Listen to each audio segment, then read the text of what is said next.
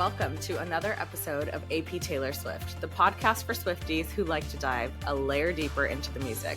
So lean in close, turn up your volume, because class is in session. We're your hosts. I'm Monsi. I'm Jen. And I'm Jody. And we are your unofficial professors of Taylor Swift. Hello, and welcome to another episode of AP Taylor Swift.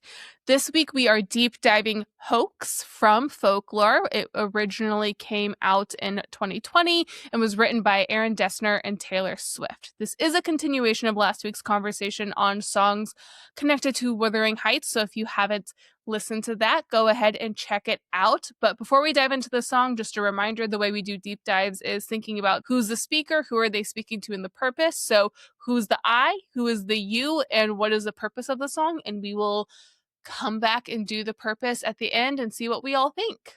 Shall we dive in? Yeah, let's do it. Hoax. Well, the definition of hoax is interesting. Please. It is a humorous or malicious deception. Ooh, interesting. So it's interesting that it could be both. You can have a fun hoax, something like a prank, or something that is not well-intentioned. And the reason I thought it was interesting is because in this song, I kind of get the feeling that it's a little bit of both. Like I'm thinking about scoffing kind of a attitude where something is like a joke, but in a bitter way. The main thing that I think of when I hear the word hoax is some sort of a deception, and usually one person deceiving another or a lot of people. Like there's some sort of active deception happening. Yeah, I think we'll figure it out as we go through. But just this idea that it could be something that's like meant to be either humorous or malicious. And like, what does it mean if it is actually both? Like, what if you're like laughing at your misfortune or like laughing at the bitter irony? You know, like I'm almost imagining like a malicious joke and you're the butt of that joke. So anyways, first few lines are my only one, my smoking gun, my eclipsed sun. This has broken me down. My twisted knife, my sleepless nights, my windless fight. This has frozen my ground. It's a poem. It is a poem. It's like we say she writes poetry. This one is. This is a poem. Straight up a poem. So my only one could mean it could be positive, like but you don't really know. My one and only, my soulmate. My one and only, yeah. That my kind of smoking gun. That's not a good thing. Is a smoking. This is one of those phrases that I've never really thought about deeply until this moment. I always think of it as like evidence. Like, oh, we got the smoking gun. Yes. We got the final piece of evidence to lock you up. A smoking gun is a piece of conclusive, irrefutable evidence or a clear fact that proves someone's guilt or confirms a theory, often in a crime or scandal, much like smoke from a gun proves it was just fired.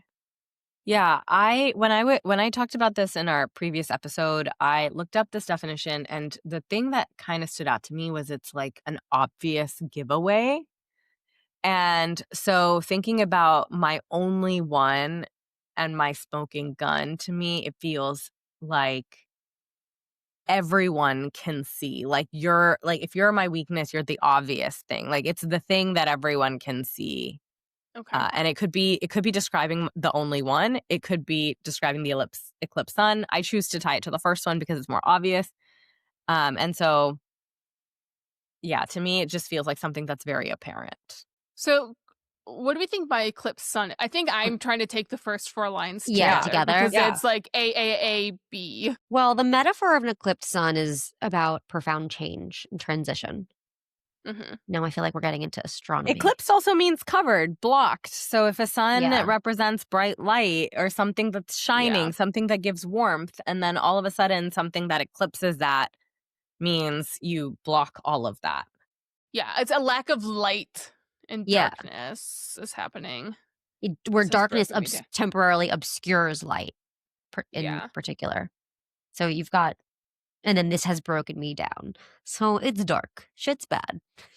I'm still a little working on smoking gun. I see what you're saying, Monzi. But as a whole to me, I'm reading this as there was someone I loved or there was someone that was important to me, but whatever that is has been eclipsed and that has broken me down. Yeah.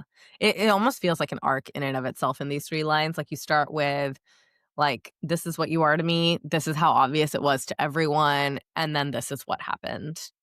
and then this has broken me down. So like this arc is the thing that Yeah. has completely broken me down. Then we get into the next, like, twisted night, sleepless nights, windless fight. You definitely get a sense of hopelessness.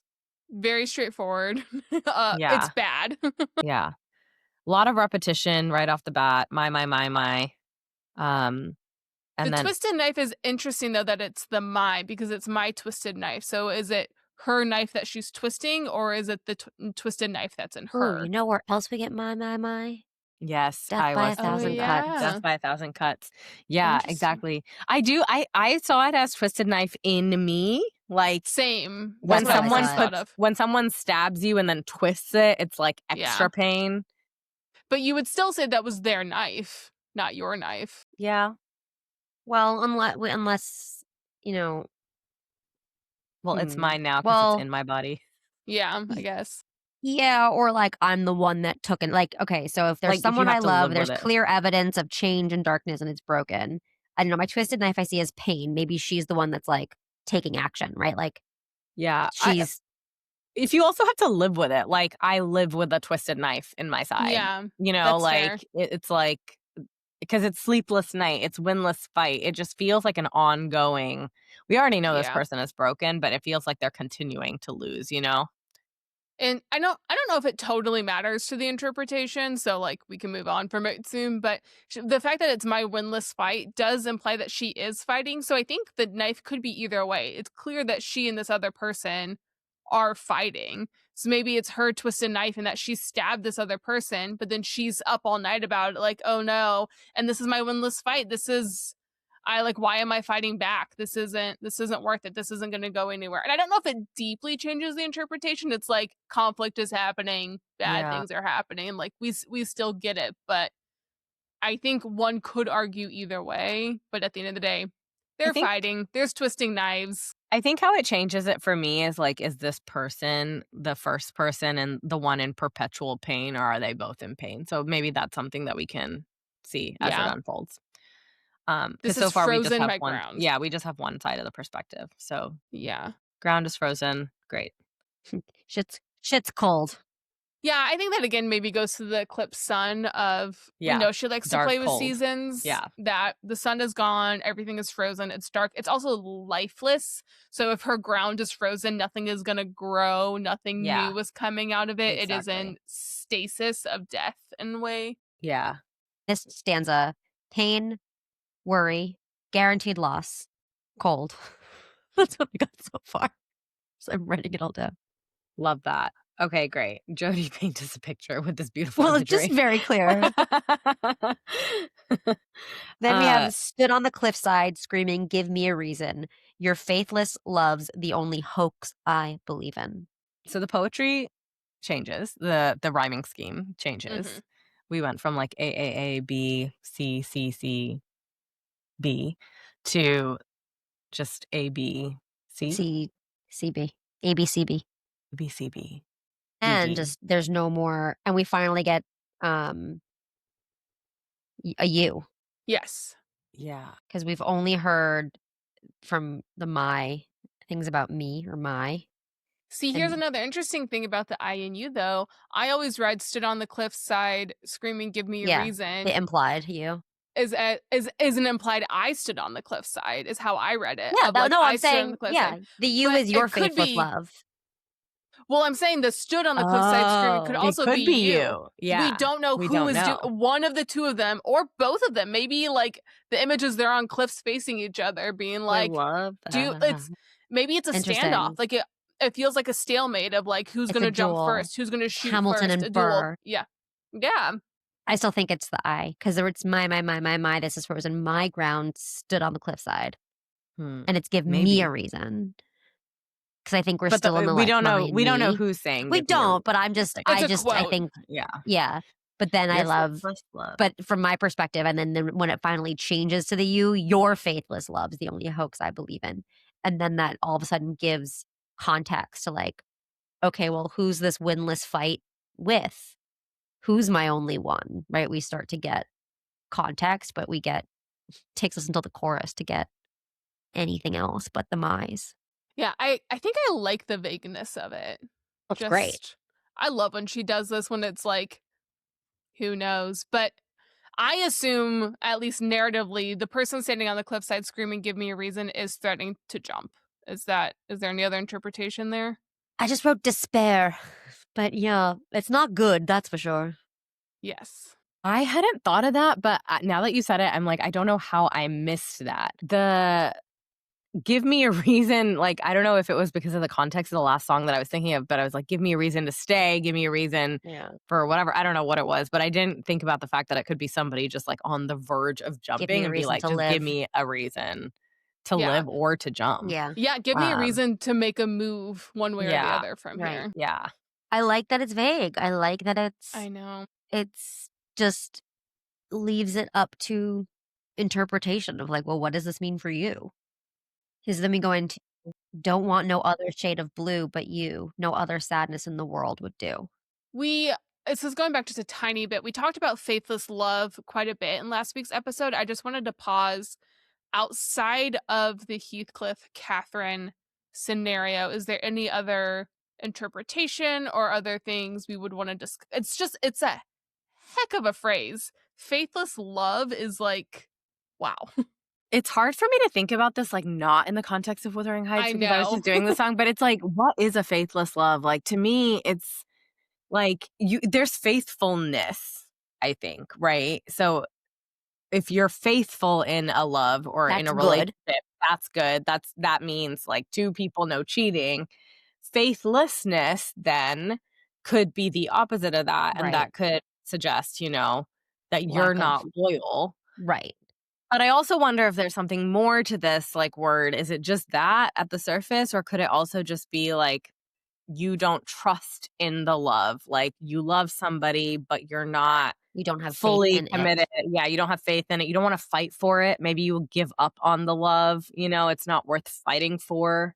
Well, and because faithless can also be religious. Right. So you no longer believe in the religion of this love. There's in Christianity, I think in the New Testament, there's a definition of faith at somewhere in one of the verses that's faith is being sure of what you can hope for and certain of what you do not see. So faith is believing something that has no tangible to it, which and that's in the religious context. So faithless love could be like your love is a love that I don't really believe it in it anymore. Yeah, I don't believe in it. But your faithless love's the only hoax I believe in. So it's this like constant contradiction of you're faithless, hoax, but love and believe. So it's faithless, but I believe in it, but it's a hoax. So it's like she's saying, I know this isn't true, and yet I am choosing to believe it anyways. There's a lot going on in this line, which is probably why the title of the song is Hoax. Yeah. I see why she chose it. It's kind of the crux of the song here. This is confusing. It is interesting to me that we've like just made a choice to deliberately stay vague through this entire thing so far. My guess is the bridge will give us some clarity, but it's definitely a choice. What makes you say that?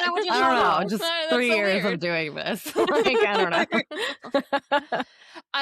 The only thing at this point that I see in this that I want to point out before we move on to the shade of blue is at this moment, I'm seeing a sense of agency of saying like, I know something's wrong here, yet I'm choosing to believe in it anyways. Yeah. I still things want are it. confusing. Yeah, exactly. Which is no other shade of blue but you, no other sadness in the world would do. Like exactly. Shit's bad. I'm not good. I don't know if I trust this, and yet I still want it. The shade of blue is interesting too because it is sadness, but I also think of a bright blue sun and like a bright blue sunny sky. And I'm just going back to the eclipse from earlier. Yes. That's true. Shade of sky makes sense, or water or something. Yeah, like there's a lot of good nature that is blue and is beautiful and relaxing. And she's saying, I don't want any of that. I want the sadness of your blue. And like blue in the Taylor Swift verse has a lot of meaning as a color in a lot of songs. Comes up again and again, can mean sadness, love, depth, blue eyes. I don't know. Like the list goes on. Yeah. I also thought of shade of blue of like weddings and sanctity of love and marriage, of like something blue, something new. Something borrowed, something blue. Yeah, something borrowed, something blue. Yeah. And it's just like, to me, again, like if we're talking about the faithlessness in terms of faithfulness to a relationship. I do think of this idea of want no other shade of blue, of like, you're the person I chose to marry, like a commitment, something that is supposed to mean something. And then if you have no faith in that left, like, what does that mean? It's like an interesting idea. It's so interesting to me that she uses the color blue, and I connected it to the nature imagery she's already done in the song, and you connected it to the faith and like sanctity imagery Yeah. that she has already used in this song. Like, neither of us are going And outside of this I song. connected it to depression and despair, which is also in the And song. no other sadness in the world would do. Yeah. Great. Love that. Okay. She's spinning a web for us to go through. Great. Speaking of my best laid plan, I think of mice and men whenever I hear best laid anything of the best Mhm. laid plans of mice and men sometimes go awry. Famous Robert Burns poem, I believe.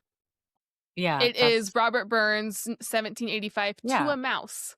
Yeah, and then That's it the and it title of it. and it's quoted in Steinbeck's novel of Mice and Men. That's what the book is based off of. It just means that they don't work out. Like that what's not said is my best laid plan. I had everything planned out.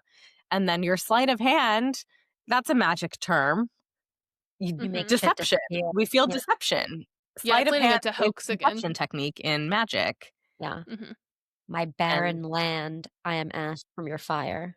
Yeah, so I'll read all 4 lines together because we just immediately dove in. But my best laid plan, your sleight of hand, my barren land, I am ash from your fire. So we're back to the AAAB mhm. structure. I also want to point out that sleight of hand is, yes, a magic trick, but it's also a term used for like pickpocketing or stealing. So it's like Well, taking something from someone without them noticing. Still deception. Still Still deception, just a applies. little Yeah. less fun. Yeah. Which Yeah. and maybe goes to the hoax thing of someone stealing from you. Not a fun hoax, a magic trick, a hoax we're all in on and we enjoy. It's a delightful thing to Right. be like, Yeah. how did you do it? I think of Galadriel in Lord of the Rings, and she goes, "They were all of them deceived." The rings. Jody, you have to watch these movies. Jody's like, "That sounds great." uh-huh. Um, My barren land. it just feels like our main first person is the one who was deceived here. So maybe that goes Yes. back to some of the things, like maybe twisted knife. Then to me, that feels like a stabbed in the back and then twisted Yeah. to the person. It feels now that our first person is the one who had plans, but there was some deception.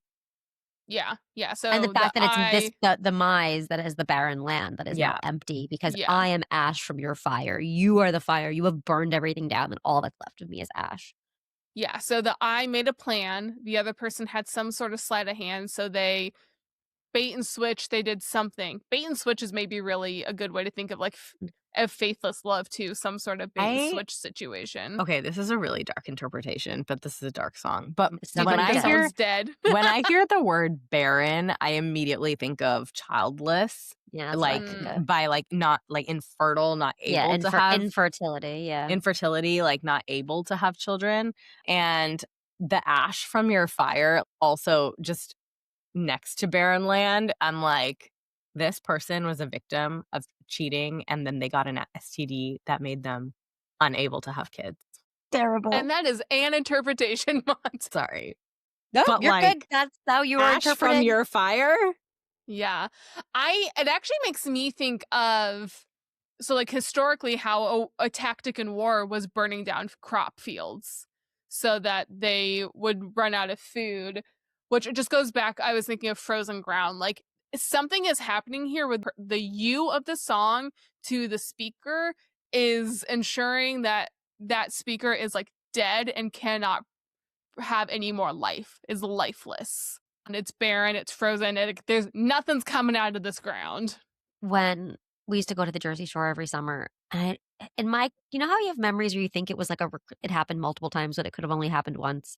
So I don't know if this was something that happened every year or if it was just one year, but we were driving down and it was like there had been a fire in the forests, like alongside the highway, and it was just like ashen and like these like skeletal trees. And again, this was well before I lived on the West Coast where there are often fires. So this was the Yeah. first time I had really seen the devastation of a fire. And that's what I think of, just totally barren land where there once was fire and now all there are like stumps and ash. And it's just really eerie because you know there was something there. Yeah. And I had driven past it in years before. And so I think that's kind of what I get here. It's like this land wasn't always barren. This once was fertile and full, and now it's just suddenly empty. What a metaphor. Well, then we go back to the chorus, which I'll read it again, but just pointing out from everything you said, we're going back in right into, again, another nature image. So, stood on the cliffside screaming, "Give me a reason. Your faithless love's the only hoax I believe in. Don't want no other shade of blue but you. No other sadness in the world would do." Okay, now after knowing all of this, why do you still want this shade of blue? This is not something you should want. Love makes you stupid? I don't know. No, yeah, like It's also a quick, just it's a from fast this, song. I think this is one of her it's shortest songs. it's quite short, but we're also the chorus is repeated only twice, and it's very quick. We have stanza, chorus, and then the bridge. So we have that interlude between the two times of the chorus is "the best laid plan, sleight of hand, barren land, ash from fire." The verse. It's a very Yes, short verse. it's a very short verse between the Yeah. only two times we get the chorus. So like I don't think a ton has changed, but I don't know. It's just really interesting to me how The quick. song just kind of like is a person haunted and like hunting around as Yes. opposed to a song with like a lot of movement.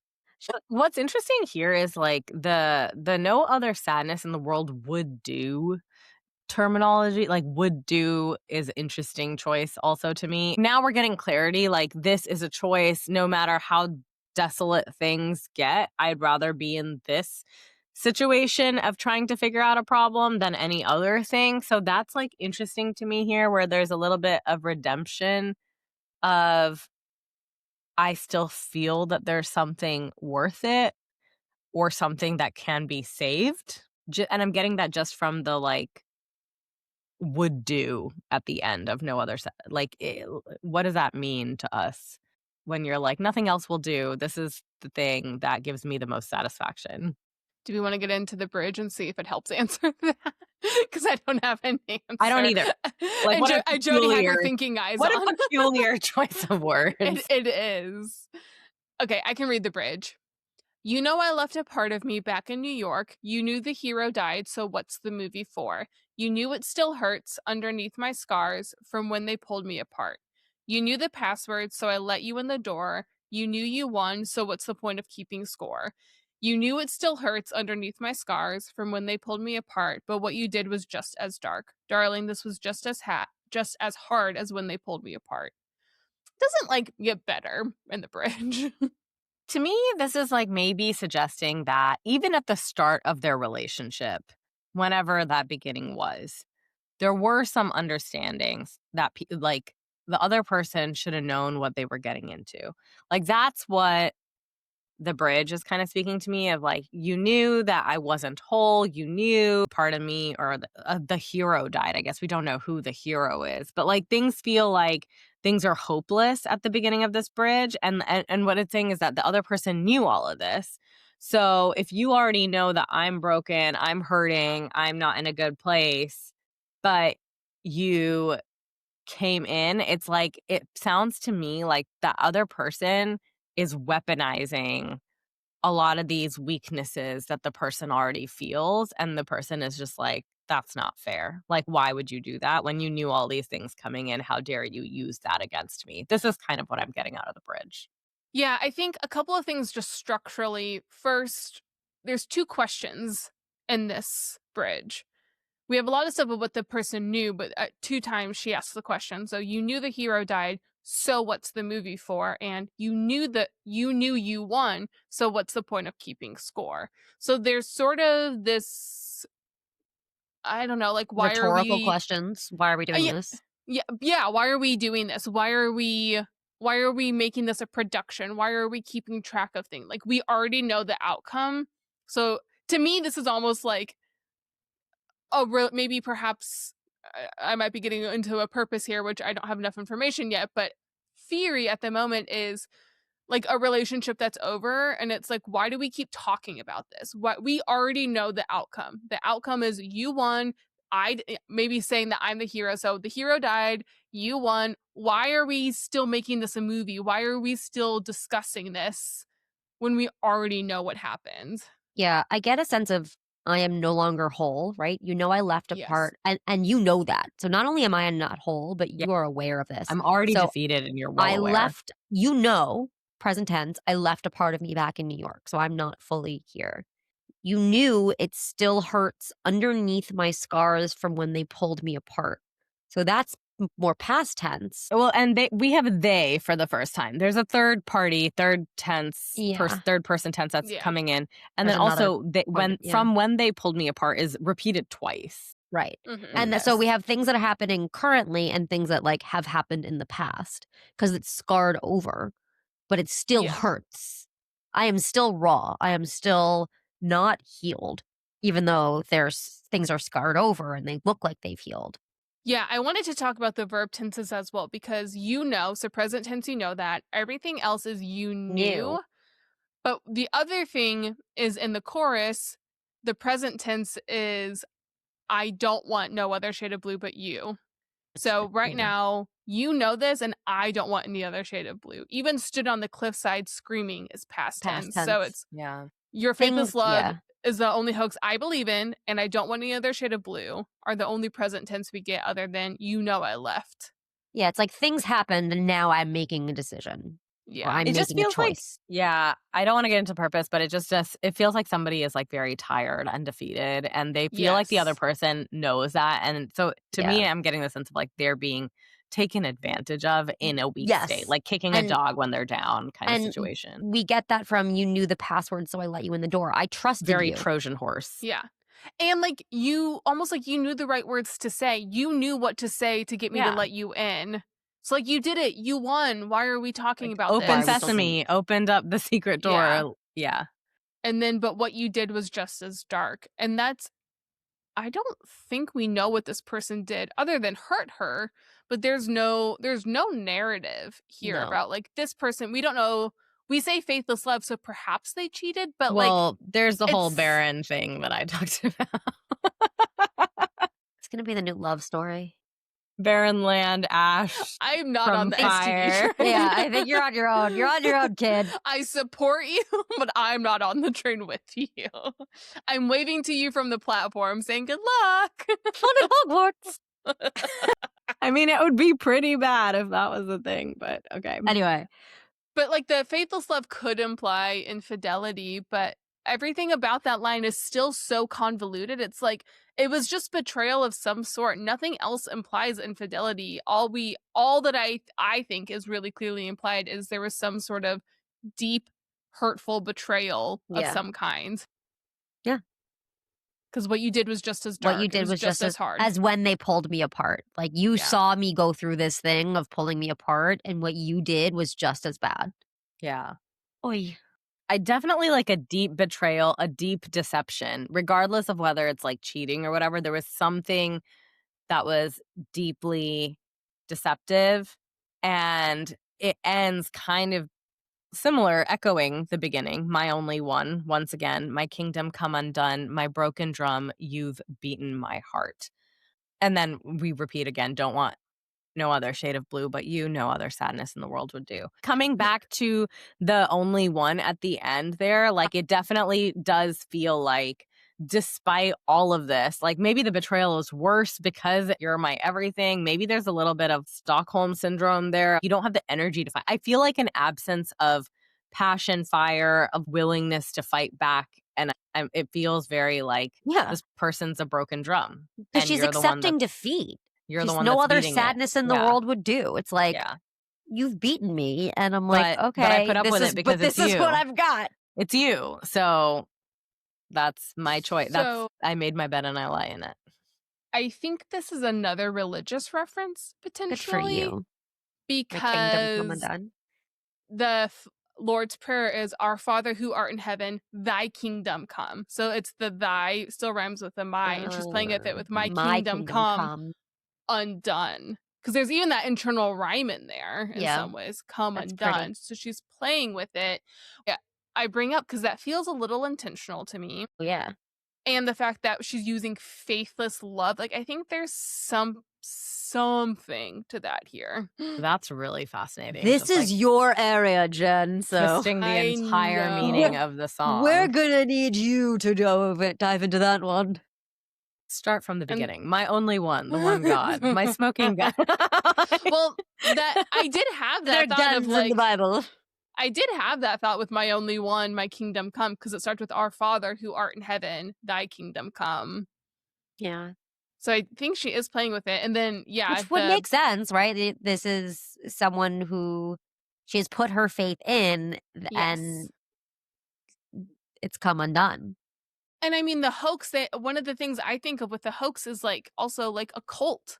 If we want to go the religious way, that a cult is often a giant hoax, a giant scheme, and is a sleight of hand. It is this bait and switch. It's the password, so I let you in the door. Cults leaders are charismatic. They know what to say. I don't think it's the main part of it, but I do think there is this like underlying metaphor of like, you were charismatic. You got me to believe in you. Like, I believed in you. I truly believed in you. And your love, your faithless love is still the only hoax I believe in, but you undid my kingdom. You undid me. There's a lot of pulling apart here. Man, this song, there's a lot here. It's always the short ones. I know. It always is. My broken drum, you have beaten my heart. So good. Right? Good God.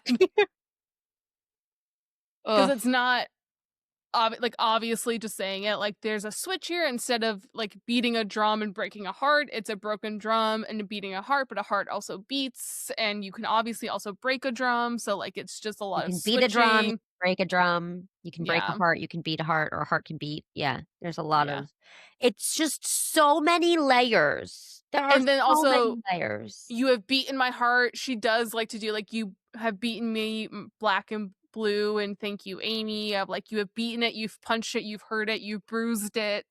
Dear listeners, I want you to know how many pauses we had to edit out of this episode, because we keep We're just constantly like, just sitting and being like, We're I need to thinking. sit with this. Because also, when I think of a broken drum, I think of like a broken record, also, like something Mhm. that just keeps repeating.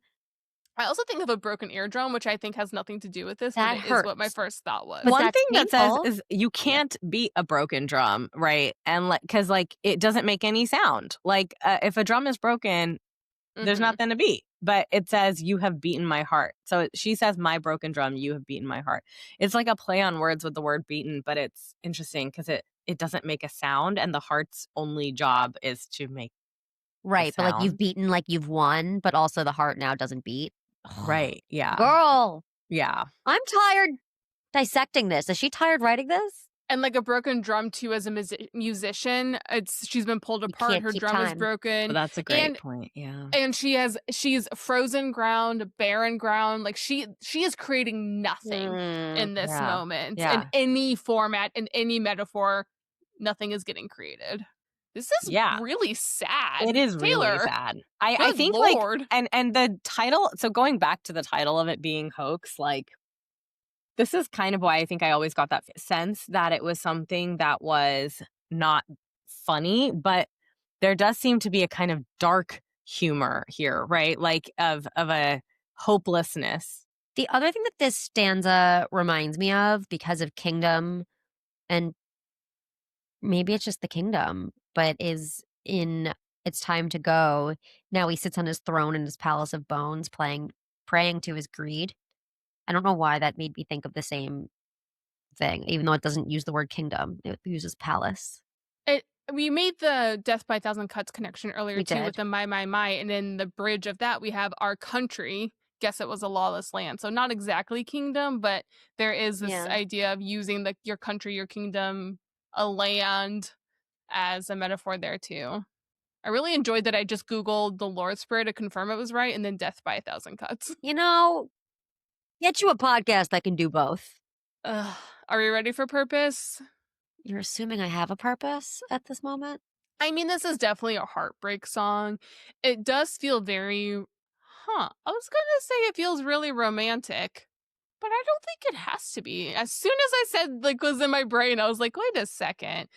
This could easily be a friendship, I think. And also the other thing is we love making these work songs. Like it's anything where you really believed in someone or something and it betrayed you. I think this song we could go for like 5 more hours, and I think we should do another deep dive at some point with this song. Like we have never done a double deep dive. I think this song would be a great one for it because it's one that like I think we could keep going down deeper and deeper and unpacking it more and more. But I think my big takeaway is there's a lot of metaphors here. And the thing that I think is the most abundantly clear in all of this vague heartbreak and pain is that the you of this song knew where to hit to make it hurt the most.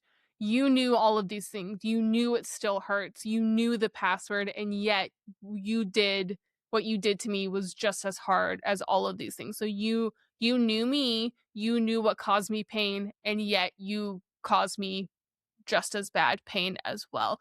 And the betrayal of that, whatever it is, I think the song is just hitting to some people knew exactly I was vulnerable with them and they knew what pain was to me and they had that information and they caused me pain. And like the special type of hurt that comes with that betrayal, it clearly doesn't feel like this was accidental. This wasn't accidental pain. There's a twisted knife. Like everything about this is like you actively got close to me and then hurt me. And yet I still like love you. And the like confusion and the pain, I think the extra level of pain of I still want you even though you did this, and then like that wanting also causes pain. Like it's just nothing but pain in the song, which is to me, I think ultimately the purpose is like vulnerability that was weaponized against you, and just being like, how could you do this to me? Yes, and I'm not going to disagree. Even on your doing another deep dive, which I was, if you could see me, I was like, oh, we've never I done know that. we've never done that, but but I I can see think that this one because could do it. there are a lot of layers, and I feel like as we go through more songs or as we go through more life experiences, we're each going to see this song in a different perspective. I go back to the definition of hoax, which is a humorous or malicious deception. And I think and I agree with you, Jen, that like this is about betrayal, but it's malicious. And I think that someone can do something to hurt you and it can be unintentional and it can hurt you. This is not unintentional. This is malicious. This is, I believed in someone, I trusted them, and I lost their trust, but somehow can't quit them in some way, right? Don't want no other shade of blue but you, no other sadness in the world would do. We know that there's been a betrayal here and that it's malicious by someone who kind of kicked you when you were down. There's multiple layers of betrayal, but you've been betrayed by someone who have seen you when you've been betrayed before and hurt before. Are we walking away? That I can't quite put my finger on, and I don't think we are. And I think that's also a hoax, right? How ridiculous that like I see everything this person has done to me or this situation has done to me, and yet here I still am. I can't find myself walking away. And I think that's a very adult perspective, an adult Mhm. situation, because I think as children or teens, we see the world as black and white. If someone is bad, you punish You them or leave, yeah. you leave. Yeah. And the reality is not always Simple, that yeah. simple. And so I think that's why we have paused so many times I in this know. song, because there's not like, this is a very simply written song with simple words and phrases that is not at all simple. And there's no Because easy solution. It's there's like, no wow, easy you're solution. getting tasked with a really depressing state of Yeah. being, and how do you get out of it? And I think these are some of the most underrated Taylor songs when they are so simple and yet so not simple. Dude, Monzi, you nailed it Yeah. having this for Wuthering Heights. Yeah, this is such Like, a Wuthering Heights song. Jody's summary of like, I it's so got really simple as a excited. kid. You just leave when it's bad, but sometimes as an adult, it's more complicated. I'm Yeah. like, that's Wuthering Heights. That's the There you go. song. Emily Bronte. Also, as we were going through it, I was like, I'm having a hard time separating this I from know. them. Yeah, right. Because honestly, it could just be written to be like about them.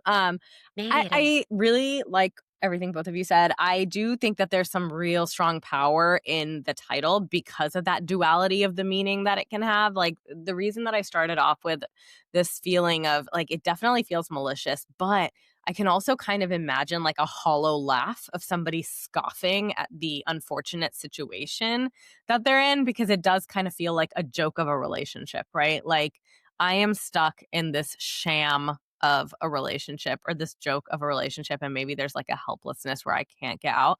I actually, like, as we were talking through it, I thought about Tolerate It, which was on the Sister album. This one is on Folklore, and Tolerate It was on Evermore, and it feels really similar vibes of like, I tolerate it. I know my love should be celebrated, but I tolerate it. And it's just so depressing. It feels like a very, very deep betrayal. It feels like there's no faith in this thing. It feels like a deep, deep hurt.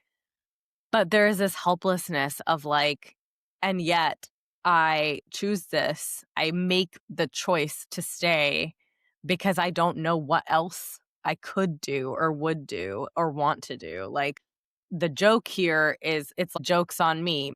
Imagine the least humorous way of like, fool me once, shame on you, fool me twice, shame on me. And this to me feels like a shame on me kind of song, but here I am. I can't get out of it. And I don't want to. And in that sense, it's like very self-aware, but that's almost what makes it more devastating, because there's this level of like self-pitying. But it is really complex. It's not that easy. Nothing about this is specific, maybe because the relationship is not, like, you can't pinpoint specific things. Maybe it's talking about a lot of things that have happened over time.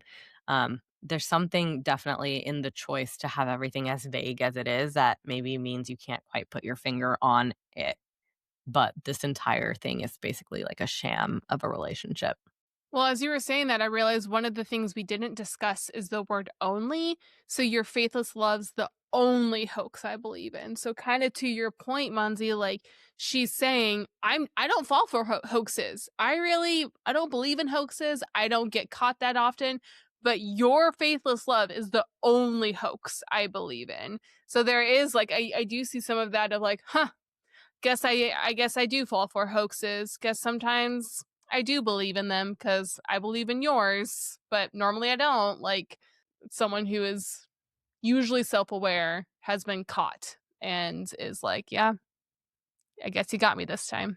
Well, feel like I feel like the vibes that I got from the song have been consistent, but going through the lyrics, it gives you a lot to think about and like unpack. But the vibes, like the song definitely hits, I think, where it's supposed to. All right. Well, hopefully we have a more cheery episode for you next week. This one was a little sad, but until next time, keep not believing in hoaxes, I guess. And we'll catch you next week as we overanalyze and deep dive more Taylor Swift music here on AP Taylor Swift. That's all we have for you today on AP Taylor Swift. Be sure to rate and review us on your favorite podcast app. Follow us on your social channel of choice at AP Taylor Swift to stay up to date. And join us next time as we overanalyze and deep dive into the next Taylor Swift song on AP Taylor Swift.